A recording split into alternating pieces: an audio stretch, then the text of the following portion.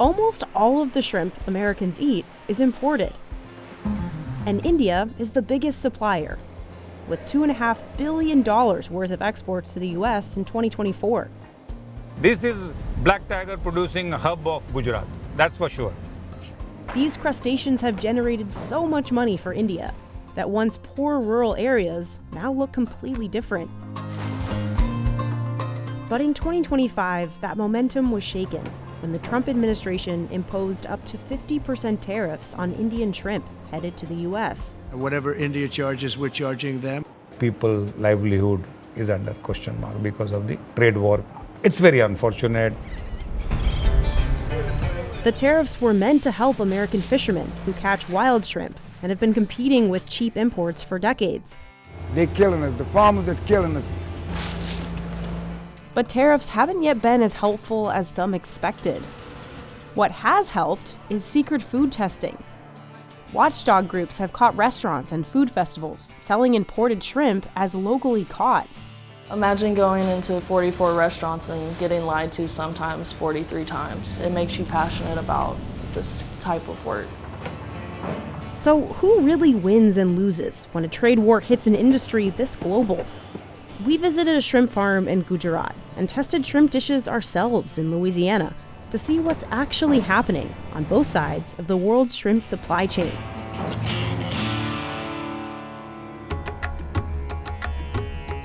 Gujarat is one of India's biggest shrimp-producing states.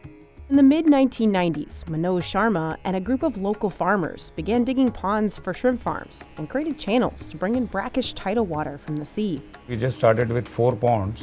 Now I'm talking to you is almost like 25,000 acres have been developed in Gujarat. They filled these ponds with baby shrimp. That's the riskiest part of the process. If the babies are infected with a viral disease called white spot, which can't be treated with antibiotics, an entire pond can be wiped out in a day. Manoj's ponds are clear because they wash down tires and boots and have bleaching and hand washing stations. We have put a lot of biosecurity measures. One of that is this bird net you could see, because birds are biggest carriers. The US market was a big part of this success story. 50% of what Manoj harvested last year ended up in the States. But most of these ponds are empty now because he rushed to harvest as much as he could before the tariffs hit. This is called monodon black tiger shrimp, and this is my answer to the Trump tariff and trouble, because this shrimps doesn't go to US. This is a very premium grade, goes to Japan, China and Europe. This is almost 65-70 gram animal. Manoj's team sends the harvested shrimp in oxygenated tanks to this facility, called Mintola Foods, which processes up to 7,700 tons a year. Zubin Mehta oversees every step. So you can see the shrimp is actually live from the farm. The shrimp are first chilled down to 32 degrees Fahrenheit to kill them. So the process will be for almost 10 minutes. Now the fresh shrimp will be going in the bubble washing area, which removes any mud or debris the shrimp might carry over from the ponds. About 950 people work at this plant. Many of them spend their days doing this, painstakingly removing the digestive tracts, essentially the shrimp's poop line. So this product over here is what we call as PD, peeled deveined. There is no shell, no head, no vein. This machine separates the headless shrimp by size. Then they take a trip down this quick freezing tunnel that's about minus 42 degrees. Now you can see the frozen product coming out of the IQF, entering into this water bath. What we call it as glazing. Before glazing, rough. After glazing, nice and shiny. That glaze also provides a protective layer of ice. The head-on shrimp, like those premium black tiger ones, go into a salty solution that preserves the texture and flavor. You can see the brine shower. When we pass the nets through the shower, within the 12 minutes, almost 80% of the shrimp is already frozen. Workers handle and sort the shrimp. They're removing any pieces with defects or those that are soft, unusually sized or broken. The machine can grade the size, but machine cannot identify the color or if the animal is soft, loose, broken. So human touch is required. This group is packing and weighing the final boxes.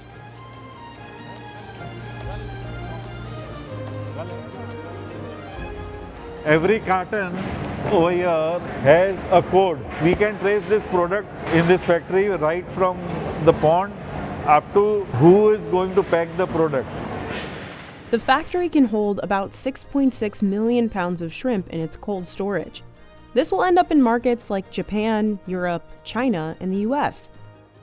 This is Belgium product. It is Bayer's brand. But could all of this be at risk? In early 2025, the Trump administration imposed 10% tariffs on India, but threatened higher. In response, shrimp imports spiked as big farming countries tried to get their product to the US before tariffs got worse. The U.S. had a record first half of 2025 in imports.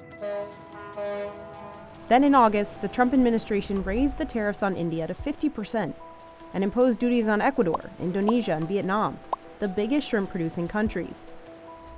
Together, they account for 90% of what America imports.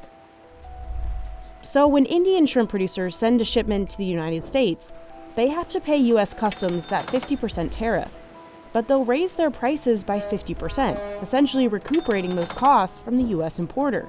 That may mean the U.S. company will raise its prices and ultimately pass on some of that extra fee to customers. I would say that the tariffs are being absorbed throughout the supply chain. This added cost discouraged U.S. companies from buying from India. Before the tariffs, a fourth of what Mandola processed ended up stateside. But to avoid the mess, since April 2025, the factory hasn't processed a single container bound for the U.S. Now, these tariffs are something folks in Louisiana's shrimp business have long asked for. It's the biggest shrimp catching state. Nearly a third of the country's wild stock is caught here. We can only produce roughly 5, 6, 7% of all shrimp consumed here in the United States domestically. We're too dependent on imported shrimp. Which is why cheaper imports have flooded the U.S. market, driving down dock prices in Louisiana for decades. They've fallen nearly 65% between 1980 and 2022. In the same amount of time, so many people have left the industry that the number of licensed shrimpers in the state has dropped 80%. Captain Lonnie Mayu Jr. catches small brown shrimp off the coast of Grand Isle, Louisiana. 1982, I was getting 60 cents a pound. Today, I'm getting 50 cents. At 83 years old, Lonnie, who goes by Knuckles, has been trawling these waters for over 6 decades. Because the shrimp run at nighttime on the top of the water. We're fishing on top of the water. We're not dragging anything on the bottom. The nets go down 12 feet, and the water's about 30 feet here. He throws back anything that isn't shrimp, like catfish or crabs. We ain't got a pound of shrimp, it's all catfish. Tonight, he's one of just 3 shrimpers working these waters. They used to have 75 to 100 in this pass, and that was in the 80s. A lot of them's gone out of business. Fishermen like Lonnie thought tariffs could be the answer to this sinking business. But he says they've done nothing to raise the price of his cheaper, smaller shrimp. Others say the verdict is still out on whether they've made a difference. It all depends on who you talk to about tariffs. You know, it helps some people, it doesn't help other people, you know. Ever since I've seen it come into play, I mean, we've got higher prices this year than we did last year, you know. I mean, I find it's helping a little bit. Tariffs have also made imported shrimp more expensive, but it's still cheaper than what U.S. shrimpers catch and sell at wholesale. For a lot of shrimpers, it's not just about the money. They're worried about losing an industry they've been in for generations. It's just in my blood. I'm 4 generations. My son makes 5 generations. It's just something that we just did all our life. It's a freedom, you know. Many of their ancestors started commercial fishing here in the 1900s, when shrimp was considered a luxury in most of the U.S. People would pay big bucks to get it transported on ice, to toss it into shrimp salads or perch it on cocktail glasses. In the 1950s, techniques to freeze shrimp and new refrigerated trucks brought the Gulf seafood as far as the East Coast and Chicago. By 1970, demand across the U.S. had tripled. Domestic shrimpers caught more, with Louisiana leading the pack. In the 1990s, the state's shrimp and shellfish generated nearly $2 billion and supported 22,000 jobs. Shrimpers could become millionaires. Come the 2000s, the crustacean was the #1 seafood in the U.S. At the same time, advances were made in aquaculture technology, and farms in Asia and South America started raising a lot more shrimp. In less than a decade, farming production skyrocketed, nearly 200%, overtaking global catches of shrimp. For the first time, Americans ate more imported shrimp than domestic. By 2022, the U.S. was importing 1.8 billion pounds of the crustacean, exactly as much as the American population consumed. And much of it came from India, where labor is cheaper than in the U.S. But back in the Gulf, fishermen are struggling with soaring input costs for things like ice and fuel. For this boat to leave the dock, it's gonna cost me over $1,000. They're killing us. The farmers is killing us. Right now, nobody want to do it no more because they're struggling. And it's not enough to pay, especially when you have 2 kids in college. You're struggling. Knuckles thought he'd be able to sell his boat and retire. I got no retirement, but I can't sell a boat. Can't give it away. Nobody wants it. What locals say has helped a lot more than tariffs: testing shrimp at restaurants. People were using the cachet of wild American caught seafood, particularly shrimp, to sell product for a premium and then serve them an imported farm-raised shrimp. Dave Williams founded a company called Seed Consulting that gathers samples of shrimp and runs a genetic test to see if what's listed on menus is actually what's being served. We followed Dave's daughter Erin on a collection mission to Nikkei Izakaya, a Japanese restaurant in New Orleans. We also got samples from 2 restaurants ourselves, Lay By You and Pat O'Brien's, the inventor of the Hurricane cocktail. Hey, my name is Nathan. I'm here in New Orleans, specifically in the French Quarter, where there are just tons of seafood restaurants. And so I'm gonna go eat some shrimp, check out a couple different spots, and then we'll send some of the shrimp to the lab to get tested to see if they're actually serving what they're saying they're serving. Both Erin and Nathan wore plain clothes and kept their identities secret. Hi there, how's it going? Hello, good, how are you doing? Good, welcome. First, they look at the menu for any red flags, including vague wording like New Orleans style or Cajun shrimp.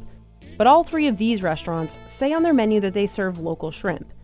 If I see Gulf shrimp on the menu and then let's say I'll ask the waiter where the shrimp comes from and they're not too sure, that might be a general red flag. All right, what can I get for you? I'm looking at the Nikkei broil. Is that Gulf shrimp, is that local to here or where It is is, the yeah, shrimp it's local Gulf shrimp. Oh, very awesome. Yeah, I'll definitely take an order of that, please. Okay, excellent. Is it Gulf shrimp from Gulf of Mexico? Yeah. Okay, I'll take a po' boy. If the waiter's unsure of the origin, Erin says you can always ask to see the box the shrimp came in, which will definitely have the country of origin indication on it. Right. Here we have the Nikkei broil. Oh, Careful wow. with that, that's hot. It looks amazing. Thank you so much. Thank you.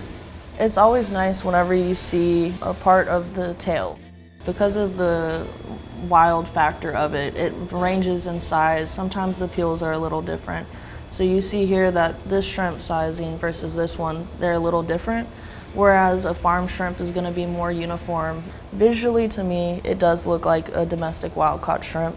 However, eyes are deceived many times. If a restaurant lies about that on the menu, that's explicit fraud. And here in Louisiana, it's illegal and can amount to a $15,000 fine for the first offense. But there's another kind of implicit fraud that's also illegal. When a restaurant's advertising leads consumers to believe they're getting a local seafood when they're not. If you're on the coast and your restaurant's called Captain Tom's Shrimp Boat, then you should really be selling local shrimp. We've found numerous examples where, the restaurant give the impression, and even on the menu, that they're serving a domestic wild-caught shrimp, when in fact testing shows otherwise. Then our investigators collected samples in a to-go box. Just scraping off some of the cheese to throw in here. So we just need a big enough piece of the tissue to get to the core of the shrimp to take that sample. So we've been able to do gumbos, shrimp cakes. So I just left La Bayou. The shrimp is very small, and one of the fishermen that I was talking to this morning said you need to be really cautious when you're buying that little shrimp, because that's usually places like Ecuador and India are sending here to America. So I will be interested to see what the results show. They put the shrimp in numbered bags, making sure not to reveal the origin to the testers at the lab. We're gonna go do a blind test. We can't have any form of bias. Technicians remove a tiny piece about the width of a toothpick. They put it through a rapid genetic tester. If the shrimp species comes back as Lidoponeus venomei, it means it's imported, because that type is only found in the Eastern Pacific. If it's brown, white, or pink shrimp, it's from the Gulf. When Seed first started its Louisiana independent testing program in 2025, it found that 1 in 4 shrimp dishes were mislabeled and fraudulent. And it wasn't the only state with a problem.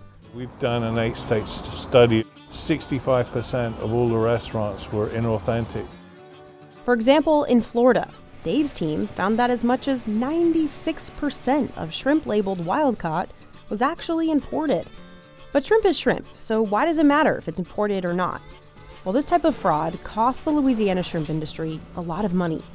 It's about $225,000 a day.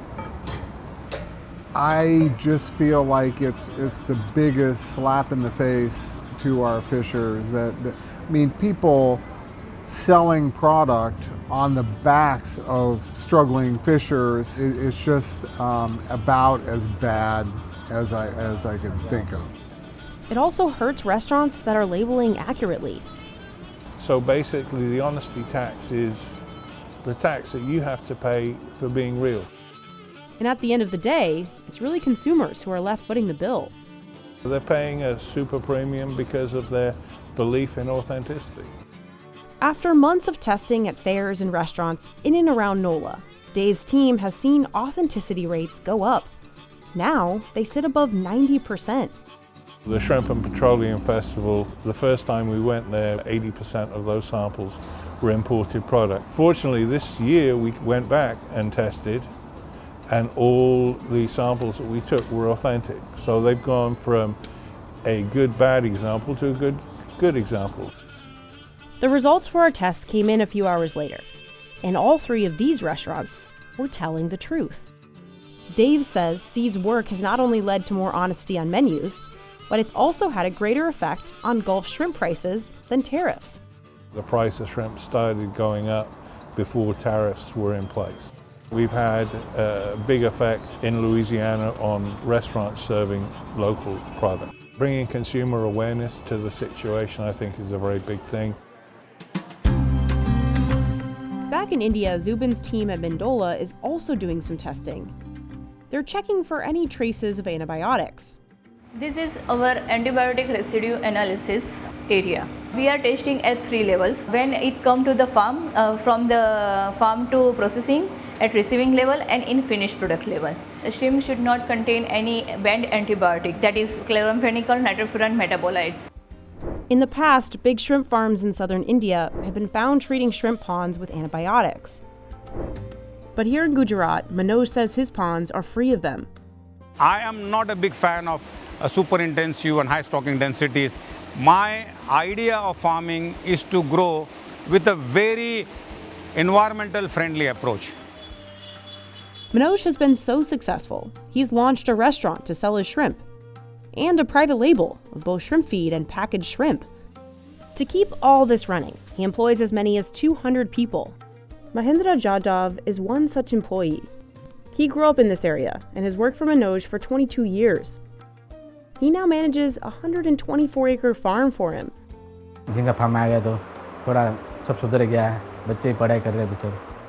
You could see the prosperity which has been, the luxury which has been added to the rural areas of Gujarat.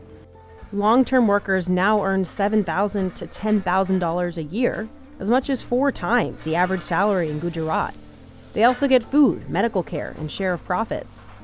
In February 2026, the Supreme Court ruled Trump's emergency tariffs were illegal. In turn, Trump threatened an executive order of a 10% global tariff. Well, that still would be better for Manoj. He isn't counting on the US anymore. In long term, it can be a good blessing. So definitely people will look into new markets. We can look for non-US, non-Chinese market. There are more than 193 countries. He's also focusing on consumers within India. I'm a big fan, personally, of domestic consumption. I am saying soon we'll not be dependent upon any country, and they cannot manipulate our profession or our career, our future. Just like Louisiana shrimpers, who beg Americans to consume more of what comes out of the Gulf. Buy local. Buy local, that's all it is. Don't buy from Walmart. Don't buy from your big name brand stores, because you're just killing the little people like us. For people to say, let's just eat the domestic shrimp, I mean, I just think we're doing that. So what are we going to do with the rest of the demand? We need imports, or else shrimp's going to be off the menu completely. This Louisiana shrimp's true and true every time. Can't beat it.